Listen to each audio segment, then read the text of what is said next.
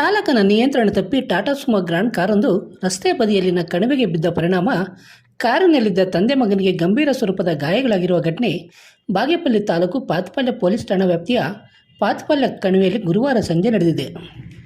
ಅಪಘಾತದಲ್ಲಿ ಗಾಯಗೊಂಡಿರುವ ತಂದೆ ಮಗ ಗೂಳೂರು ಸಮೀಪದ ಐವಾರ್ಲಪಲ್ಲಿ ಗ್ರಾಮದ ರಮೇಶ್ ಹಾಗೂ ಇವರ ಮಗನಾಗಿದ್ದು, ಗುರುವಾರ ಸಂಜೆ ಬಾಗೇಪಲ್ಲಿಯಿಂದ ಚೆಳ್ಳೂರಿಗೆ ಟಾಟಾ ಸುಮೋ ಕಾರಿನಲ್ಲಿ ಬರುತ್ತಿದ್ದಾಗ ಪಾತ್ಪಾಳ್ಯ ಕಣಿವೆ ಬಳಿ ಕಾರು ಚಾಲಕನ ನಿಯಂತ್ರಣ ತಪ್ಪಿ ಪಲ್ಟಿ ಹೊಡೆದು ಕಣಿವೆಗೆ ಬಿದ್ದಿದ್ದು, ಕಾರಿನಲ್ಲಿದ್ದ ತಂದೆ ಮಗನಿಗೆ ಗಂಭೀರ ಸ್ವರೂಪದ ಗಾಯಗಳಾಗಿ ಪ್ರಾಣಾಪಾಯದಿಂದ ಪಾರಾಗಿದ್ದಾರೆ. ಇನ್ನು ವಿಷಯ ತಿಳಿದ ಕೂಡಲೇ ಸ್ಥಳಕ್ಕೆ ಪಾತ್ಪಾಳ್ಯ ಪೊಲೀಸ್ ಠಾಣೆಯ ಪ್ರಭಾರಿ PSI ನರಸಿಂಹನಾಯ್ಡು, ಪೊಲೀಸ್ ಸಿಬ್ಬಂದಿ ರಾಮಂಜಿ, ರಮೇಶ್ ಮತ್ತಿತರರು ಭೇಟಿ ನೀಡಿ ಕಾರಿನಲ್ಲಿದ್ದ ಗಾಯಾಳುಗಳನ್ನು ಹೊರತೆಗೆಸಿ ಆಂಬ್ಯುಲೆನ್ಸ್ ಮೂಲಕ ಬಾಗೇಪಲ್ಲಿ ಸರ್ಕಾರಿ ಸಾರ್ವಜನಿಕ ಆಸ್ಪತ್ರೆಗೆ ಸಾಗಿಸಿ ಸಾರ್ವಜನಿಕರ ಮೆಚ್ಚುಗೆಗೆ ಪಾತ್ರರಾಗಿದ್ದಾರೆ.